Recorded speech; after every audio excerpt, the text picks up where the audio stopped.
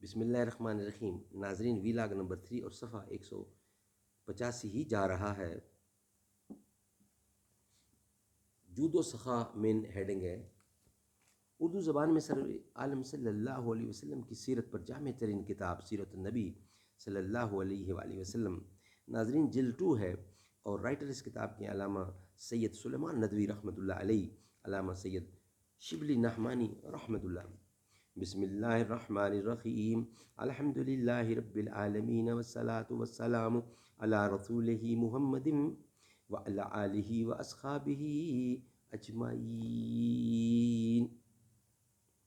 Page number 2، vlog number 3، اور آج کا پیج ہے 185 اور ویلاگ نمبر 3 چل رہا ہے۔ وہ آستاں نہ چھٹا تجھ سے ایک دم کے لیے، کسی کے عشق میں تو نے مزے ستم کے لیے۔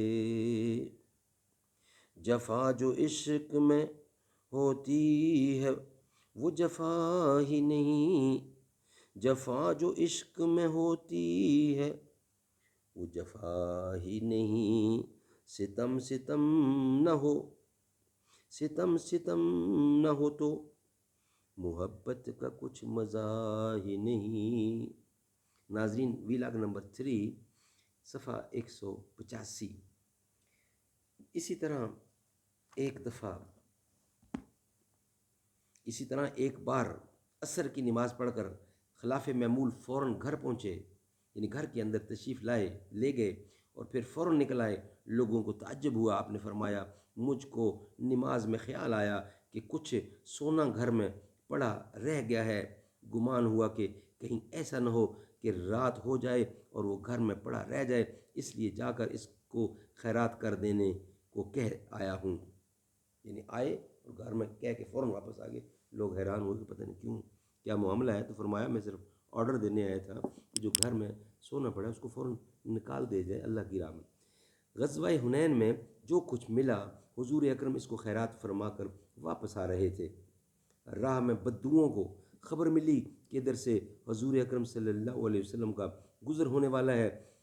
اس پاس سے دوڑ کر آئے اور لپٹ گئے کہ ہمیں بھی کچھ عنایت ہو۔ آپ ازدحام سے گھبرا کر ایک درخت کی آڑ میں کھڑے ہو گئے۔ انہوں نے ردائے مبارک تھام لی۔ بالآخر اس کشاکش میں جسم عطر سے چادر اتر کر ان کے ہاتھ میں رہ گئی۔ فیاض عالم نے کہا، میری چادر دے دو، خدا کی قسم اگر ان جنگلی درختوں کے برابر میں بھی اونٹ میرے پاس ہوتے تو میں سب تم کو دے دیتا، اور پھر مجھ کو بخیل نہ پاتے، نہ دروغ گو نہ مرد۔ لوگوں کو عام حکم تھا کہ جو مسلمان مر جائے اور اپنے ذمہ قرض چھوڑ جائے تو مجھے اطلاع دے دو، میں اس کو ادا کر دوں گا، اور جو ترکہ چھوڑ جائے وہ وارثوں کا حق ہے، مجھے اس سے کوئی مطلب نہیں۔ ایک دفعہ آپ صحابہ کے مجمع میں تشریف فرما تھے کہ ایک بدو آیا اور آپ کا چادر کا گوشہ زور سے کھینچ کر بولا، محمد، یہ مال نہ تیرا ہے نہ تیرے باپ کا ہے، ایک بار شطر دے۔ آپ نے اس کے اونٹ کو جو اور کھجوروں سے لدوا دیا۔ سبحان اللہ، سبحان اللہ، وہ کیا سلوک کر رہے ہیں اور اللہ کا نبی آگے سے کیا سلوک کر رہے ہیں۔ سبحان اللہ، سبحان اللہ۔ اسلام میں قاعدہ یہ ہے کہ اگر کوئی آزاد شدہ غلام مر جائے تو اس کا ترکہ اس کے آقا کو ملتا ہے۔ ایک دفعہ آپ کا اسی قسم کا غلام مر گیا، لوگ اس کا متروکہ سامان اٹھا کر آپ کے پاس لائے۔ آپ نے دریافت فرمایا کہ کوئی اس کا یہاں ہم وطن ہے؟ لوگوں نے کہا ہاں ہے۔ آپ نے فرمایا، یہ تمام چیزیں اس کو حوالے کر دو۔ ایک دفعہ انصار نے آپ سے کچھ مانگا، آپ نے دے دیا، پھر مانگا، پھر دے دیا، پھر جب تک رہا آپ دیتے رہے، یہاں تک کہ آپ کے پاس کچھ نہ رہا، لیکن وہ باوجود اس کے حاضر ہوئے اور درخواست کی۔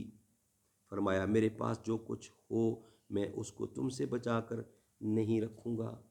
سبحان اللہ، اللہ کے نبی نے سب کچھ جو تھا وہ لوٹا دیا۔ اللہ اللہ اللہ سبحان اللہ۔ اور رب نے بنایا جب اس کو خود آپ کہا سبحان اللہ۔ جو تیرا ہوگا میرا ہے، جو تیرا نہیں وہ میرا نہیں۔ تیرے یاروں کو جنت بخشوں گا، تیرے تیروں کو سب تیروں کو جنت بخشوں گا۔ پریشان نہ ہو محبوب خدا، کیا چاہتا ہے ابد میرے زر لب تو ہلا۔ سبحان اللہ، کیا چاہتا ہے ابد میرے زر لب تو ہلا، ذرا لب تو ہلا۔ سبحان اللہ سبحان اللہ اللہ اللہ اللہ۔ ہم کو نبی کی امت میں اسے پیدا کیا سبحان اللہ۔